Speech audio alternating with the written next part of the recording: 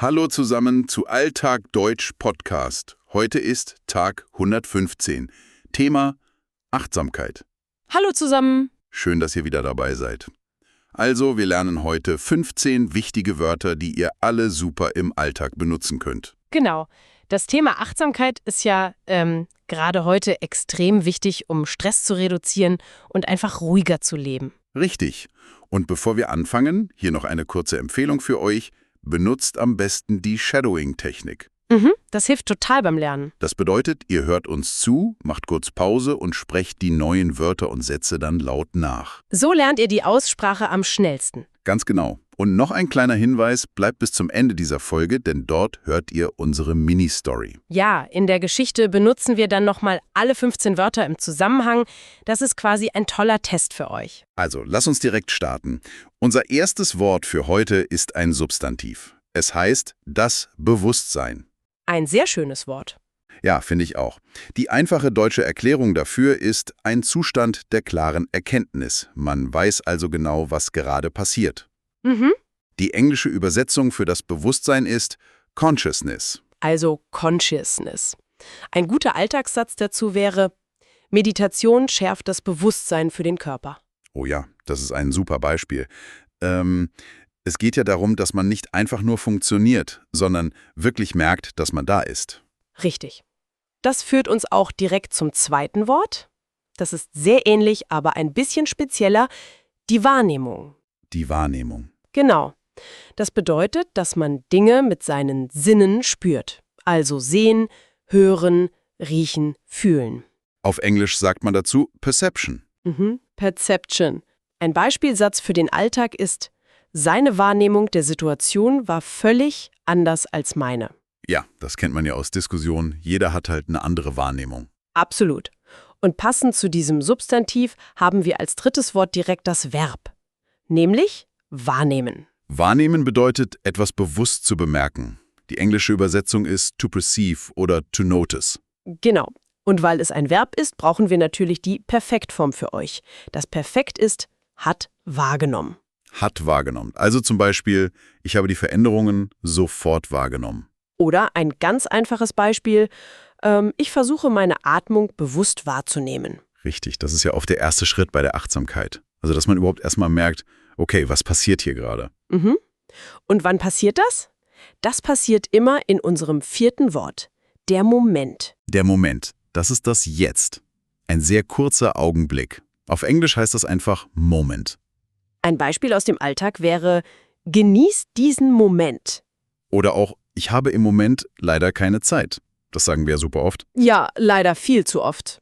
Aber genau das ist ja das Problem. Unser Kopf ist oft schon bei der Arbeit von morgen oder bei den Problemen von gestern. Genau, man vergisst völlig den Moment. Und wie kommt man in den Moment zurück? Dafür haben wir unser fünftes Wort. Das ist eine ganz einfache körperliche Aktion. Atmen. Atmen. Das heißt, Luft in die Lungen holen, auf Englisch to breathe. Die Perfektform ist hat geatmet. Hat geatmet. Ein guter Satz dazu ist, du musst jetzt einfach mal tief atmen. Atmen ist quasi der Anker. Wenn du gestresst bist, atme. Dein Körper ist immer im Jetzt. Ja, es ist ein toller Tipp. Aber nur atmen reicht im Alltag oft nicht aus. Man muss das Atmen auch bemerken. Richtig. Dafür brauchen wir Wort Nummer 6. Achten auf. Achten auf.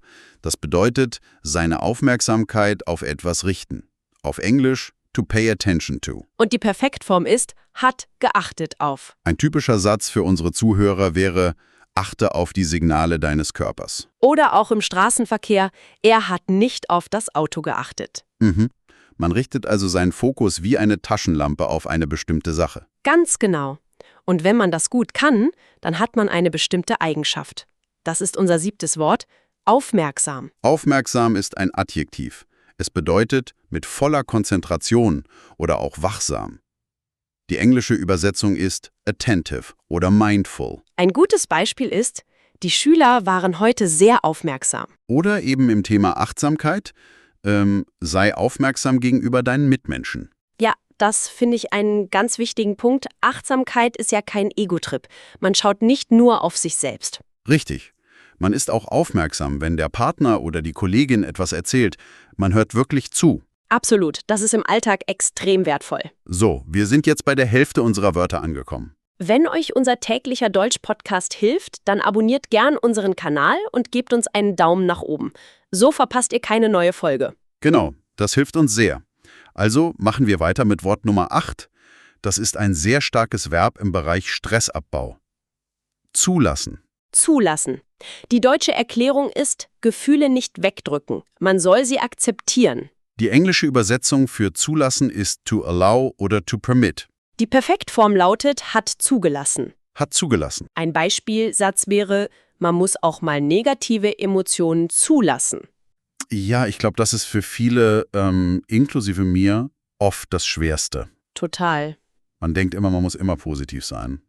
Aber wenn man wütend ist, ist man halt wütend. Genau. Wenn man Gefühle wegdrückt, erzeugt das eigentlich nur noch mehr Stress. Man muss sie quasi einladen und sagen, okay, du darfst jetzt da sein. Mhm. Und wenn man diese Gefühle zugelassen hat, kommt der nächste Schritt. Das ist unser Wort Nummer 9. Reflektieren. Reflektieren. Das heißt, intensiv nachdenken über etwas, das passiert ist. Auf Englisch to reflect. Die Perfektform ist hat reflektiert. Ein schöner Alltagssatz ist, am Abend sollte man den Tag kurz reflektieren. Ja, das mache ich auch oft. Einfach mal überlegen, was war heute gut, was war nicht so gut. Genau. Und warum hast du dich vielleicht in einer Situation gestresst gefühlt? Richtig. Und durch dieses Nachdenken verändert man langfristig etwas in seinem Kopf. Und das bringt uns zu Wort Nummer 10, die Einstellung. Die Einstellung, ein Substantiv. Das bedeutet die Haltung zu einer Sache. Wie man über etwas denkt. Auf Englisch sagt man Attitude oder Mindset. Mindset ist ja auch im Deutschen sehr modern geworden. Ja, das stimmt. Ein Beispielsatz wäre, eine positive Einstellung verändert deinen ganzen Alltag. Oder er hat eine sehr gute Einstellung zur Arbeit. Wenn man eine gute Einstellung hat und Dinge akzeptiert, dann bekommt man oft eine ganz bestimmte Ruhe. Das ist unser 11. Wort, die Gelassenheit. Die Gelassenheit. Ein wunderbares Wort. Es bedeutet innere Ruhe und Geduld. Auf Englisch übersetzen wir das mit Serenity oder Calmness. Ein guter Satz dazu, in stressigen Zeiten hilft mir Gelassenheit. Ja, Gelassenheit bedeutet ja nicht, dass einem alles egal ist. Nein, überhaupt nicht. Es heißt eher, man regt sich nicht über Dinge auf, die man sowieso nicht ändern kann. Zum Beispiel, wenn der Zug Verspätung hat. Genau. Du stehst am Bahnhof, der Zug ist spät, du kannst dich jetzt ärgern und Stress haben oder du bleibst in der Gelassenheit. Leichter gesagt als getan, aber eine super Übung. Und wie fühlt man sich, wenn man das schafft? Das beschreibt Wort Nummer 12. Innerlich. Innerlich. Ein Adjektiv. Es bedeutet einfach im Inneren. Also in dir drin. Auf Englisch heißt das internal. Ein Beispiel, ich bin heute innerlich sehr ruhig. Oder er war äußerlich ruhig, aber innerlich sehr nervös. Ja, der Gegensatz von äußerlich und innerlich ist sehr wichtig. Manchmal lächelt man, aber innerlich ist man total gestresst. Stimmt. Unser Ziel ist es ja, dass man auch innerlich eine Balance findet. Und das ist direkt Wort Nummer 13. Ausgeglichen. Ausgeglichen. Das heißt, man ist in einer harmonischen Balance. Nichts ist zu extrem. Die englische Übersetzung dafür ist balanced. Ein guter Alltagssatz ist, Yoga hilft mir, ausgeglichener zu werden. Oder nach dem Urlaub bin ich immer sehr ausgeglichen. Das hoffe ich doch. Ausgeglichen sein bedeutet, man schwankt nicht ständig zwischen extrem guter und extrem schlechter Laune. Wenn man diese Ruhe hat, dann sieht man auch viel klarer, was wirklich wichtig ist. Das ist unser 14. Wort. Wesentlich. Wesentlich. Das bedeutet sehr wichtig oder zentral. Auf Englisch essential. Ein super Satz für euch zum Üben ist, wir sollten uns auf das Wesentliche konzentrieren. Ja, das ist ein toller Satz. Oft verliert man sich ja im Alltag in kleinen Problemen, die gar nicht wesentlich sind. Absolut. Man ärgert sich über Kleinigkeiten und vergisst dabei die großen, schönen Dinge. Genau. Und wenn wir uns auf das Wesentliche konzentrieren, dann wird unser Leben besser. Das führt zu unserem letzten Wort für heute, Nummer 15. Wertvoll. Wertvoll. Ein sehr positives Adjektiv. Es bedeutet kostbar, von hohem Wert. Auf Englisch valuable. Ein einfacher Satz dazu, diese Erfahrung war sehr wertvoll für mich. Oder auch Zeit mit der Familie ist unglaublich wertvoll. Richtig. Es geht bei wertvoll nicht immer um Geld. Ein Gespräch kann wertvoll sein oder eben ein ruhiger Moment. Ganz genau. So, das waren unsere 15 Wörter zum Thema Achtsamkeit.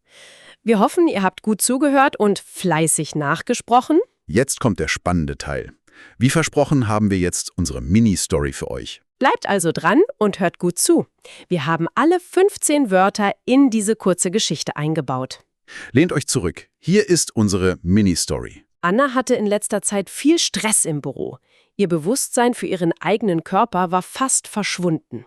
Ihre Wahrnehmung war nur noch auf ihre Termine und Aufgaben gerichtet. Sie konnte gar nicht mehr wahrnehmen, wie das Wetter draußen war. Doch heute beschloss sie, dass sich etwas ändern muss. Sie nahm sich einen Moment Zeit. Sie schloss die Augen und begann ganz ruhig zu atmen. Sie achtete auf die kühle Luft und versuchte, sehr aufmerksam zu sein. Als plötzlich alte Sorgen in ihrem Kopf auftauchten, versuchte sie, diese negativen Gefühle einfach zuzulassen. Am Abend saß Anna auf dem Sofa, um den anstrengenden Tag zu reflektieren. Sie merkte, dass ihre neue Einstellung ihr wirklich half. Sie spürte eine tiefe Gelassenheit in sich. Innerlich fühlte sie sich zum ersten Mal seit Wochen wieder richtig ausgeglichen. Anna verstand nun, was im Leben wirklich wesentlich ist. Diese kleine Pause am Tag war für sie einfach wertvoll geworden. Ende der Geschichte. Da waren sie alle 15 Wörter. Super gemacht. Wir hoffen, ihr konntet die Wörter gut erkennen und verstehen.